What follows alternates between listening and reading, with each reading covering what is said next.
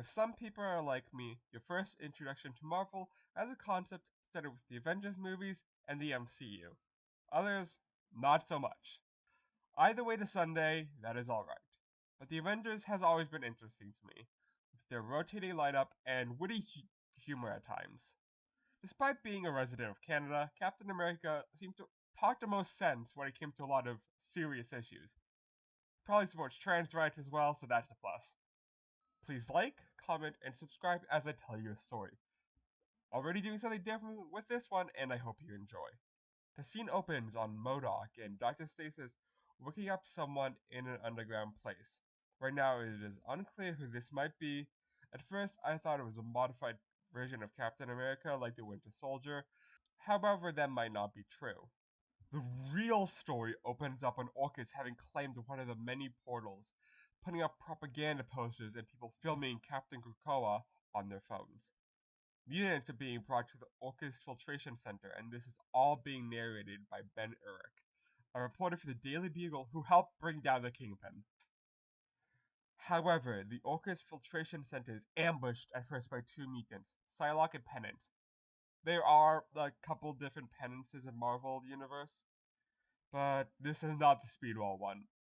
I will get into their powers along with the rest of the Avengers lineup in this storyline in a later video if you want that. The two women ambush the center, killing pretty much every bad guy they come across. Then Captain America shows up, and we can see him recruiting a new lineup of Avengers. Even in this post-Krakoan world, he wants mutants to be on the team now more than ever.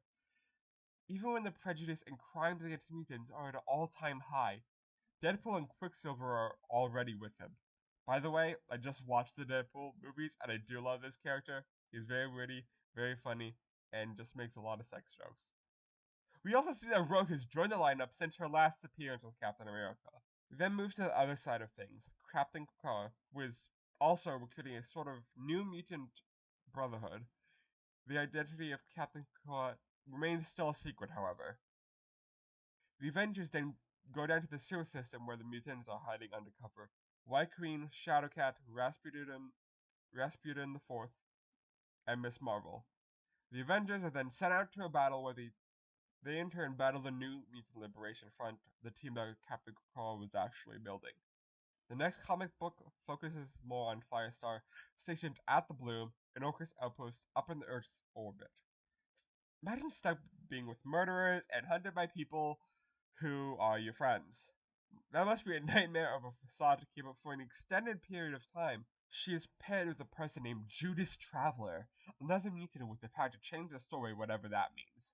Firestar is soon sent on a mission to incapacitate and arrest her ex-fiance, Vance. That was one of the more shorter comics, I'll admit. But in the next comic, Children of the Vault should have a lot more stuff jam-packed into its pages. What would happen if people backed a project that would essentially simulate what it meant to live in an artificial reality that moves way faster than what our current reality allows us to? Well, that's what Children of the Vault is. Superhumans whose lives and descendants have moved forward in thousands of years, isolated but come back to seemingly share a lot of their technology and medicines. Quite a lot paralleling what has happened with the Cohen storyline. We open to this truly heartbreaking scene in the middle of Chile where a boy named Rodrigo drinks out of water seemingly contaminated from lithium fields nearby. We pan up to the city above from where the Vault children are. Cable was seemingly captured by Orcus and is moved to a place we now realize is seemingly not in Chile. Bishop frees him, and we kind of get to see for a few minutes about their on-again, off-again rivalry of sorts. Then move back to the Children of the Vault, where they send out a message across the world to help us primitive humans. They found ways to treat disease, cancer, and more. Heck, there's seemingly no downside to this. Superhumans help keep areas safe, and Orcus even clocks the children as they gain a cult following. However, they're forced to leave the children on the back burner, as they still need to deal with eradicating all of the mutants. However, by the comic ends, we ultimately figure out that Paradise isn't all it cracks up to be. We come to learn that Bishop has been infected with a sort of virus, a tumor that is growing. We come to learn that it has manifested from the children of tomorrow, the children of the vault, and it spreads the way ideas are spread. If you are exposed to the idea of supporting the future through the ways of the children, then you are infected with this virus. Immortal X-Men gives us a brief showing of Charles on the island of Krakoa, with him being its only resident. We then cut to Sebastian Shaw taking the mutant cure that Orcus had put out. He had started with Orcus, which is honestly a little surprise there. He seemingly took over the island after it fell, however we come to figure out that the Kingpin actually has control over the island's finances, not the island itself. Shaw has that control. Shaw then goes over to Krakoa with Selene and some Orcus members as they are brought ashore to the island. The Orcus members, not Shaw and Selene.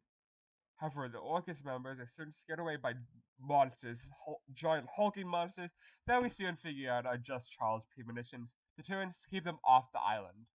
Just as things are looking bleak, hope is still up. The mutants that Charles seemingly killed were transported to a sort of desert. Nowhere, no when. Probably just displaced out of time and space is what my current assumption is, as of writing this script. At the end of the book, we see that Exodus is acting as a sort of godlike figure. He is a devout follower of Xavier, and says to the mutants that he'll lead them to a promised land. The next comic on the list is Dark X-Men, which follows Madeline Pryor as she experiences the downfall of the House of X. We learn that she is in a relationship with Scott's brother Alex Havoc, which I honestly find to be quite amusing. Honestly, we also see that through comic storytelling and background that a lot of people are against the Limbo Embassy being in Central Park. Like, Limbo Embassy has been housing displaced mutants that have been affected by the fall of Krakoa, which is pretty much any mutant that comes by. We learn of the Mercy Crown, which essentially is almost like a demon cerebro. However, it allows Madeline to see souls. Whether or not it is exclusively mutant souls, however, is unclear. We then move on to a story by Carmen Cruz, still in the same story, also known as Faint. She changes her mutant name later on. I'm just using Faint because it's right. A student incapacitated after her girlfriend's father reports a mutant in the house. She then is drove to Orcus re-education facility, which is probably sounds even more horrible than it really is. Wait, no. Which probably is more horrible than it really sounds. My mistake. However, the convoy is intercepted by Gambit, Archangel, and Maggot.